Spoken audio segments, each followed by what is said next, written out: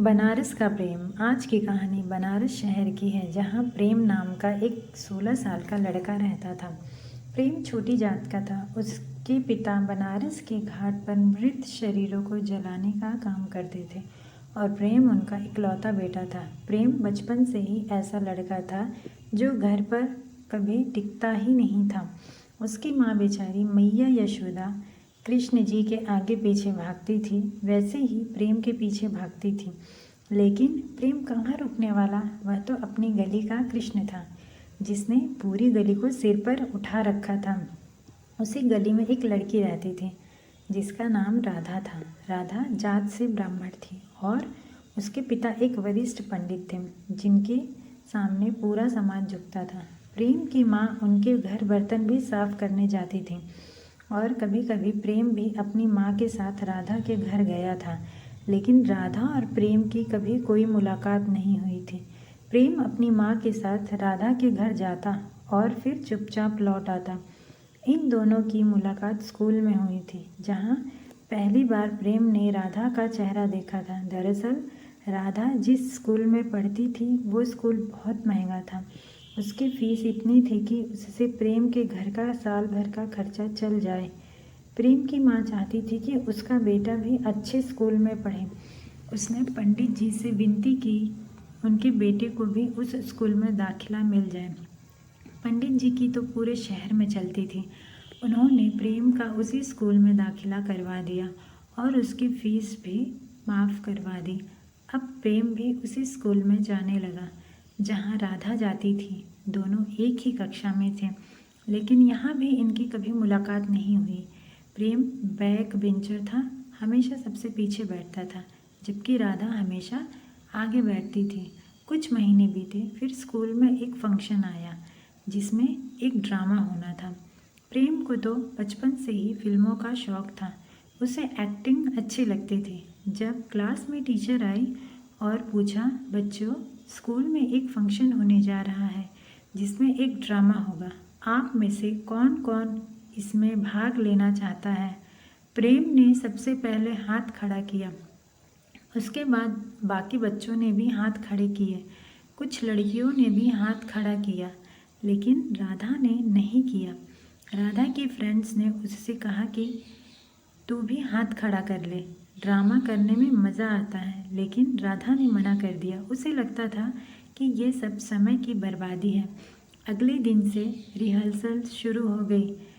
प्रेम की एक्टिंग देखकर मास्टर जी ने उसे लीड रोल दे दिया। प्रेम कृष्ण का रोल कर रहा था और राधा का रोल उसकी एक सहपाठी लड़की कर रही थी, जो राधा की दोस्त थी। रिहर्सल के दौरान प्रेम और उस लड़की में दोस्ती हो गई। लड़की ने राधा के बारे में भी बताया, लेकिन तब प्रेम ने ध्यान नहीं दिया। कुछ दिन बाद वह लड़की बीमार पड़ गई और अब रिहर्सल में नहीं आ रही थी। प्ले में अब सिर्फ 10 दिन बचे थे। मास्टर जी ने राधा से अनुरोध किया कि वह अपनी दोस्त की जगह राधा का रोल कर ले। राधा मना नहीं कर पाई और हाँ कह दिया। अब राधा और प्रेम साथ में रिहर्सल करने लगे। दोनों के बीच दोस्ती हुई। प्रेम ने राधा को बताया कि वह उसके घर आता जाता रहा है। राधा ने भी कहा, हाँ कभी कभी मैंने तुम्हें घर में देखा है। धीरे धीरे दोनों की दोस्ती गहरी होने लगी। अब प्रेम क्लास में सबसे पीछे नहीं, बल्कि राधा के साथ आगे बैठने लगा। प्ले भी हो गया। दोनों ने बहुत अच्छा अभिनय किया, खूब तारीफ़ें मिली और कई ट्रॉफियाँ भी। अब प्रेम रोज राधा के घर जाने लगा। साथ में खाते हंसते और दिन महीनों में महीने सालों में बीत गए। अब दोनों कॉलेज में थे, लेकिन अभी भी वैसे ही रहते थे जैसे स्कूल में। राधा अब पहले से ज़्यादा सुंदर हो गई थी। कॉलेज के सारे लड़के उसके पीछे घूमते थे, जो प्रेम को बिल्कुल पसंद नहीं था। कई बार इस बात पर प्रेम की लड़कों से लड़ाई भी हो गई थी। राधा को कहीं ना कहीं पता था कि प्रेम उसे पसंद करता है, लेकिन वह जानबूझकर उसे जलाने के लिए और लड़कों को भाव देने लगी। फिर एक दिन प्रेम ने तय किया कि अब वह सब कुछ राधा को बता देगा। उस दिन वह राधा को रोज की तरह स्कूटी पर छोड़ने जा रहा था। तभी रास्ते में स्कूटी रोक दी। राधा, क्या हुआ, स्कूटी क्यों रोकी? प्रेम डरते हुए बोला। राधा, तुम्हें कुछ बताना है। राधा, क्या? प्रेम, मैं जब पहली बार तुम्हें रिहर्सल में देखा तभी से तुम मुझे अच्छी लगती हो और मुझे बुरा लगता है जब कोई और लड़का तुम्हारे आसपास होता है। मैं नहीं चाहता कि तुम किसी और के साथ घूमो। राधा, क्यों? प्रेम, क्योंकि मैं तुमसे प्यार करता हूँ। बचपन से आज तक मैंने सिर्फ तुमसे प्यार किया है और तुम सिर्फ मेरी हो। I love you Radha. Radha हंस पड़ी। गधे, कब से वेट कर रही थी मैं। तुझे क्या लगता है मुझे पता नहीं था? मुझे तो कॉलेज में सब पता था कि तुम मुझसे प्यार करता है। बताया क्यों नहीं? प्रेम, मुझे डर लग रहा था। राधा, बेवकूफ़, कितने हिंट दिए मैंने तुझे, तू समझा ही नहीं। मैं भी तुझसे बचपन से ही प्यार करती हूँ, बस तेरे बोलने का इंतज़ार कर रही थी। प्रेम अवाक था, कुछ बोल नहीं पाया। तभी राधा ने जोर से उसे गले लगा लिया और अब दोनों किसी और दुनिया में खो गए थे। दोनों हमेशा एक दूसरे का हाथ पकड़कर घूमते थे। स्कूटी पर राधा प्रेम से चिपक कर बैठती थी। कई बार दोनों को लोग साथ घूमते हुए भी देख चुके थे। बात अब पूरे गांव में फैल चुकी थी। राधा के घर भी बात पहुंच गई थी। पंडित जी बहुत नाराज़ हुए क्योंकि प्रेम छोटी जाति का था। ये बात पंडित जी की इज्जत पर थी। उन्होंने राधा को खूब मारा और उसे घर में बंद कर दिया। दूसरी तरफ पंडित जी ने कुछ दंगाइयों को प्रेम के घर भेजा। उन्होंने वहाँ तोड़फोड़ की और प्रेम के पिता को भी बुरी तरह मारा। एक दिन प्रेम के पास राधा की एक दोस्त आई और एक पर्ची थमा दी।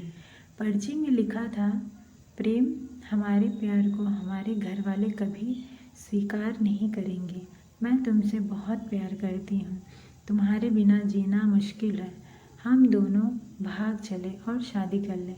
तुम आज रात 12 बजे काली माँ के मंदिर के पास आ जाना। मैं तुम्हारा इंतज़ार करूँगी। प्रेम की खुशी का ठिकाना नहीं था। उसने सोचा यह पर्ची राधा ने भेजी है।